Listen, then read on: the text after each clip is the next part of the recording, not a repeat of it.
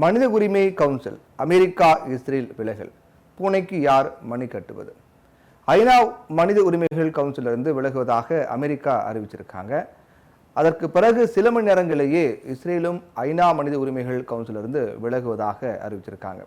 இதனால ஐநா மனித உரிமைகள் கவுன்சிலுக்கு அமெரிக்காவால் அளிக்கப்படக்கூடிய நிதி உதவி இனி நிறுத்தப்படும். அது மட்டும் இல்லாமல் கல்வி, அறிவியல், கலாச்சார மேம்பாட்டுக்கான ஐநா பிரிவு, யுனெஸ்கோ மற்றும் பாலஸ்தீன அகதிகள் நலனுக்கான UNRW உள்ளிட்ட ஐநா பிரிவுகளுக்கும் அமெரிக்கா உதவிகளை மறு ஆய்வு செய்ய உள்ளதாகவும் அறிவிச்சிருக்காங்க. அதனால மேற்கண்ட அமைப்புகளுக்கு இனி நிதி உதவி அளிக்க தடை விதிக்கப்படும் அப்படின்னு எதிர்பார்க்கப்படுது. மனித உரிமைகளுக்கு எதிராக செயல்படுவோரை ஐநா மனித உரிமைகள் அமைப்பு பாதுகாக்கிறது அப்படின்னும், யுனெஸ்கோ அமைப்பு தொடர்ந்து யூத விரோத செயல்களில் ஈடுபடுகிறது அப்படின்னும் அந்த அரசாணையில் தெரிவிக்கப்பட்டிருக்கு.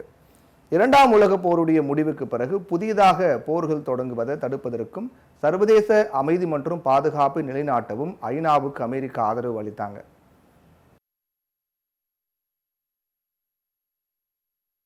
ஆனால் அந்த அமைப்பில் சில துணை அமைப்புகள் இந்த அடிப்படை நோக்கத்திலிருந்து தடமாறி அமெரிக்கா மற்றும் நட்பு நாடுகளுடைய நலன்களுக்கு எதிராக செயல்படுகின்றாங்க அப்படின்னு அமெரிக்கா சொல்லியிருந்தாங்க.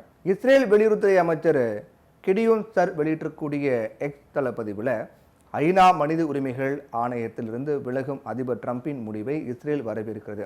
இந்த விவகாரத்தில் அமெரிக்காவுடன் இஸ்ரேலும் இணைந்து கொள்கிறது. ஐநா மனித உரிமைகள் ஆணையத்தினுடைய இஸ்ரேல் பங்கேற்காது அப்படின்னும் தெரிவிச்சிருக்கார். ஐநா மனித உரிமைகள் ஆணையம் அப்படிங்கிறது 1946 முதல் செயல்பட்டு வருது.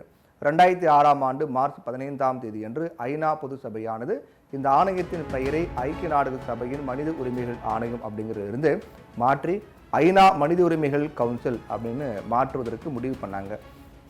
இதை பின்பற்றியே ஒவ்வொரு நாட்டிலும் மனித உரிமைகள் ஆணையம் உருவாக்கப்பட்டன.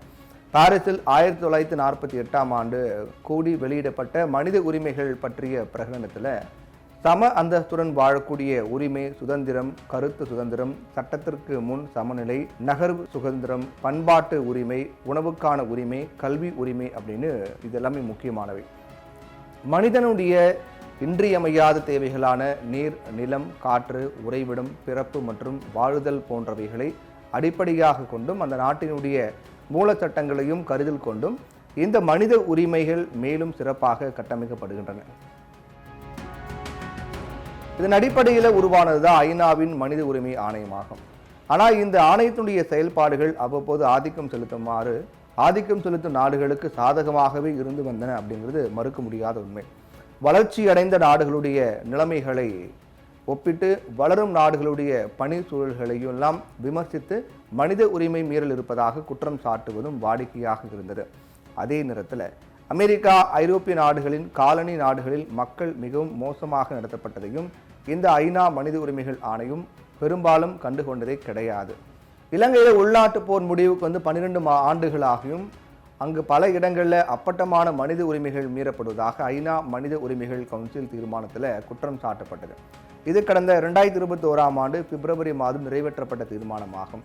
அதற்கு முன்பும் இதே போல பல்வேறு தீர்மானங்கள் நிறைவேற்றப்பட்டன. ஆனால் சின்னஞ்சிறு நாடான இலங்கை மீது ஒரு துரும்பை கூட ஐநா மனித உரிமை ஆணையத்தால் தூக்கி போட முடியவில்லை.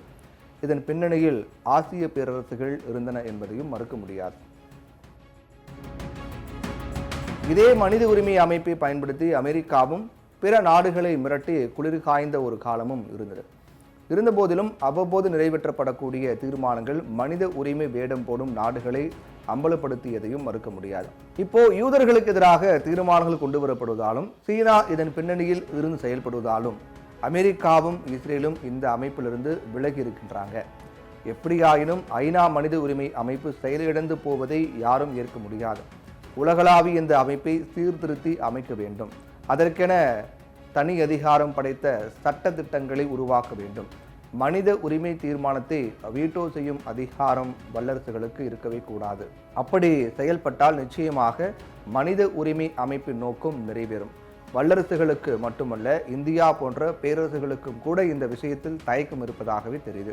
அதனால ஐநா மனித உரிமை அமைப்பு ஒன்று பயனுள்ளதாக மாற்ற முயற்சிக்க வேண்டும்.